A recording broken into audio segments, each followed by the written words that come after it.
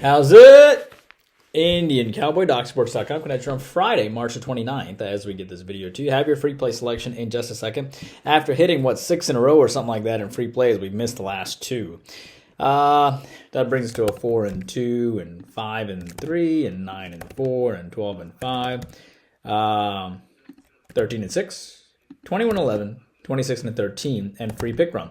Let's see if we can try to get you a free play winner today. And and total of 11 free selections for you today, so excited about that. Hello, my name is Indian Cowboy, Arun Shiva. This is Doc Sports. Indian Cowboy's been around for 19 years, and Doc Sports has been around for 53 years. It's been around a long time. How this works is our best selections are over at docsports.com under Arun Shiva. And I have obviously, what did I say? Yeah, Doc Sports, 53 years, been around a long time. So I have a doctorate and a master's in biostatistics. That's how these algorithms work. Welcome to my podcast. Our next best selections after the ones at Doc Sports under Arun Shiva are my free plays and leans, which is the video that you're watching right now. And if you can't get enough of us, we have a YouTube premium teaching channel for $20 a month where I come at you twice a week. Where we talk about 10 different ball games that you want to talk about. It's basically where we teach you how to fish and how to look at ball games in depth. And we slowly go through each of those 10 games. We had one last night, which was great. A lot of great games, which helped us. You got the head start. I mean, some of these leans that I'm about to tell you were on the video last night. And our YouTube premium guys know it. You get the first look at the next day's ball games. Incredible value, great community, recorded podcast that's summarized at the end in case you don't have time to watch the whole thing. And the link to YouTube Premium is in the comments section, as well as a link to how to get a free $60 worth of premium selections. If you want even more content, hop onto our Twitter. Has our latest updates, our hot takes on sports, our popular consensus reports, and our most recent videos are posted there. All right, let's get to your free play winner today in just a second. What do I need to tell you? We've won 6 in a row in college basketball for plus 3,700. We won once again with Alabama and UNC over. We have another 7-unit selection tonight at 709 as we try to go for a 7-0 run in college basketball for plus 4,300. This will be your golden week. For me, because I only do one play of the day, I call it a golden week. And in 19 years, I've hit 100. If I win today, I'll hit 130 golden weeks across all sports. So it's an exciting day. It's a big deal. 6-0 run in college ball. And, these college basketball winners, this time of year, we've always done well. We've won 9 of 11 March Madness is coming in. It's about to be 10 of 12 because we were already plus 3,000 ahead in March Madness. So if you join for the March Madness package, which is remaining $79, obviously you're ahead $3,000. So not a bad value. Thursday, we gave you UNC Bama over, 7-unit winner, 6-unit winner on Wednesday, High Point Seattle under. On Tuesday, 7-unit winner Arkansas State over. On 7-unit on Monday, Arkansas State over Montana. 5-unit winner on Sunday, Iowa Utah over. And a 5-unit winner on Saturday on Seattle. So that brings us to 6 straight winners. We're ready to make it 7 straight today. NBA, we had a dud yesterday as the Celtics didn't get it done with the revenge against the Hawks. We're on a plus 1,400 NBA run. I do like the 4-unit selection today. I believe we're going to win. Baseball got off to a good start. Took the Detroit Tigers, and they won 1-0 over Chicago. And we have another 4-unit selection today. I do like the selection between, I believe, the Pirates and the Marlins. I think we're going to win that to start the baseball season 2-0 as the early bird package is still available for you. So let it be 7-unit NBA or college basketball today, baseball today, or NBA, NHL. Hopefully we'll post a nice winner today. Soccer, we missed both yesterday. Soccer, 12-6 run for plus 1,100. Golf's the 7-unit is currently pending and plus 5,200 so far in MMA. Your free play today, I'm going to go with the under between the Duke Blue Devils and Houston today. You can find the under at 134.5, the game, or even 135. The game opened up at 133.5, and it got quickly upticked to 134.5 and 135. But I like the under. I'm going to go against the public, as I usually do. I like the under here. So what's going on with this game? This is a Duke team. First of all, there's no history between these two teams, okay? Which is great.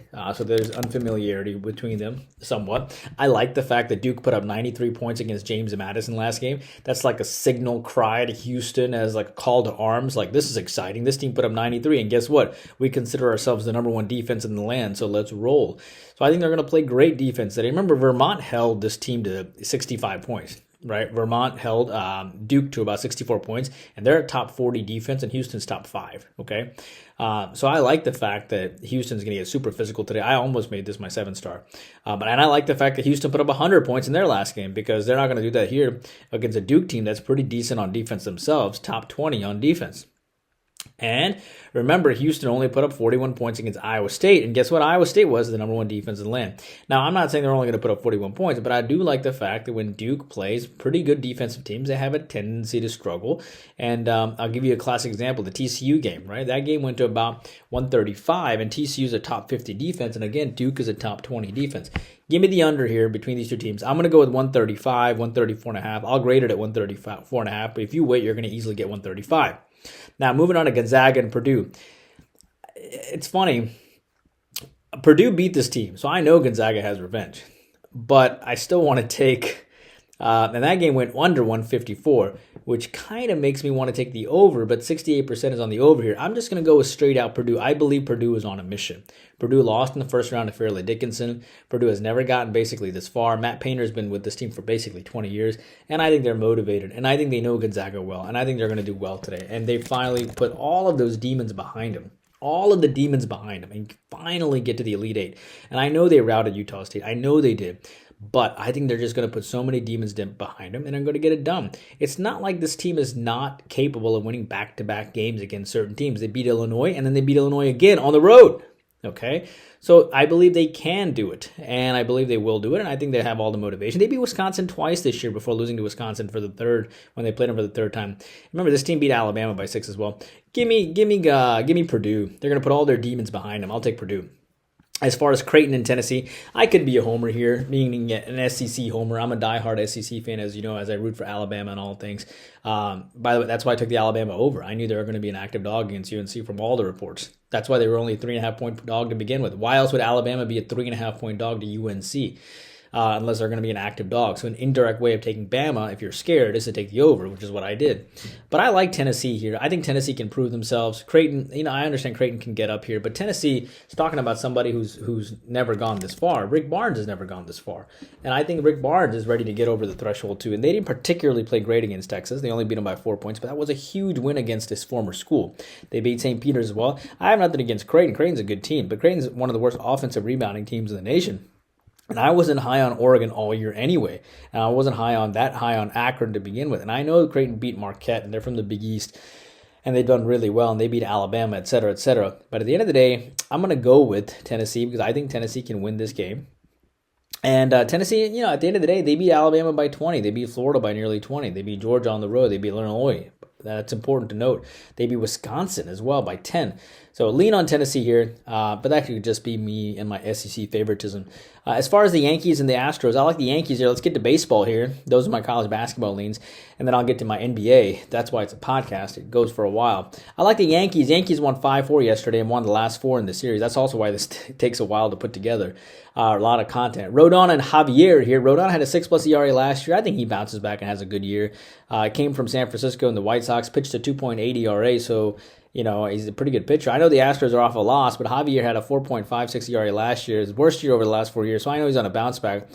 But Rodon didn't record an out in his last outing against the Royals. If you remember, he went 0.0 innings and gave up 8 runs to Kansas City. I think that will motivate this Yankee pitcher, and he'll do pretty well today. I know Javier has revenge, but I like Rodon and the Yankees here today. I think the Yankees are actually going to have a pretty good year. Boston and Seattle, I like the under there. Boston won 6-4 yesterday as a plus 134 dog. They've won 5 in a row dating back to spring training. Pivetta has been getting better and better each of his 3 years. 4.4 ERA last year, and he had a 4.5 ERA like 3 years ago. Kirby had a 3.35 ERA, and Kirby dominated Boston the last twice last year, and he knows his team lost last night, and I think he comes through. I like the under here. Rockies, Arizona, I like the under there too. Rockies have to show some pride, right? You just got throttled 1-16, and they turned to Cal Quantrill here, 5.24 ERA, came over from San Francisco and Toronto, and he went. The Rockies were. You have a pitcher here that. Kelly beat Colorado in 2 of his last 3 starts. I think Quantrill put together some decent starts against some decent teams last year, and he comes through. And I think Kelly, at the end of the year, was pretty phenomenal for Arizona. Arizona's on a mission, and I like both these pitchers to step up here. And the last game went way over at 17 runs. I like this one to go under. Your last thought on baseball, I like the under between Cleveland and Oakland. Cleveland rolled Oakland 8-0 yesterday, and there were people protesting outside of Oakland, which made national headlines. People are sick and tired of Oakland. They only had like 5 hits in their last game. I think just because of that, Oakland is going to show up a little bit. If when you play for a ball club and the public is protesting that you stink so bad, I think that's going to motivate you. Allen lost his last 2 starts at Kansas City and San Francisco, so the Cleveland pitcher is going to be motivated. And I understand the Stripling is now with Oakland, right, where careers go to die, but he still is a decent pitcher. Cleveland did not face Stripling last year either, and I like the under here. I think Stripling pitches well for Oakland, given what's going on with Oakland and the public, and I think Allen, coming off back-to-back losses last year, pitches pretty well. I like the under there. Clippers and Magic, I like the Magic there. Clippers won 118-102 last time, so that Orlando has revenge. Clippers did beat the Sixers by 1 point last game, but they shouldn't have won that game. Orioles lost last game as well. Orlando lost the last game as well. Warriors held them to 93 points, and it does make sense for the Magic to bounce back and do well after a poor showing of 93 points and having revenge against the Clippers. And the Clippers, at the end of the day, did lose to the Hawks and the Pelicans on the road recently, so I'm going to go with the Magic. Bulls and Nets, I'm going to go with the Bulls here. Nets have been beaten this team twice already this year. Did the Bulls really lose to them 3 in a row? The Bulls are healthy now. Caruso and DeSumo are both playing. Brooklyn beat Washington and Toronto back-to-back games. Congratulations to Brooklyn, but do they really win 3 in a row? They haven't won 3 in a row in ages. Well, so with DeSumo and Caruso, I think the Bulls get it done today. They're coming off an ugly loss, right? And you combine that with the double revenge against the Nets, and I think it makes sense here. Lean on the Bulls. Detroit and Washington, I love taking the over when 2 sub-500 teams get together. Washington, so I like the over here. Washington won by 14 points last time. Pistons won by 12 points prior to that. Washington won before that. So they've traded back and forth some blows here, but 2 sub-500 teams, I like the over there. Washington played quite well in their last game, and they lost to the Nets by just 3. Washington is playing really well right now. They beat Chicago, Toronto, Sacramento. I can see Washington continuing to play well, and Detroit is an active dog, and this game could go over to post a total. And the final game here is the Warriors and the Hornets now, yes. The final game is the Warriors and the Hornets here. I like the Warriors here. Okay, so the Warriors beat this team 97-84 recently. Warriors get Draymond back. This is my theory behind this game, which is why I put this as the last game. It's a theory. But Draymond had, it's in his best interest that the Warriors win this game by a wide margin, by a wider margin than even the Magic game, which is why I like the Warriors here. Because Golden State could be moving on from him, right? So if Golden State beats Orlando without him, who is a better team, don't you think they better beat Charlotte with him, who's a worse team than Orlando? This is an important game for Draymond for those metrics, I believe. And I think he'll show up, and I think the Warriors will show up too, to show kumbaya unity. It's a lot better to figure things out with Draymond than try to figure things out without Draymond, I think. So at least this late in the season, maybe next year they'll definitely part with him. And of course he'll go to the Lakers because he's represented by Rich Paul Sports, and that toxicity will go over to the Lakers because that's what the Lakers do. They give lots of money to LeBron's friends, and then the Lakers go broke. Now, having said that, the Lakers GM is very smart, which is why Rob Pelinka's done a much better job handling LeBron and LeBron's diva-ism that comes with it, if you will. But at the end of the day, he's put together a fabulous bench. Say what you want about Rob Pelinka, but he's put together a heck of a team. But Chicago won a game against Cleveland recently, so I think it's a little bit of a letdown spot for them as well. Charlotte does have Charlotte won a game against Cleveland recently, so it's a letdown spot for them, and the Warriors know that too. Charlotte has some very talented players too. I understand that, but including Miller and Bridges and so on. But I like the Warriors here to get it done. There you go. That's my video for today. I know it's long, especially when you're getting to about 11 free plays. So please, if you enjoy the content, be sure to join our premium packages. Join them for YouTube Premium and take a moment and like and subscribe to the YouTube video. And I'll see you back here tomorrow. Indian Cowboy working hard for you every single day.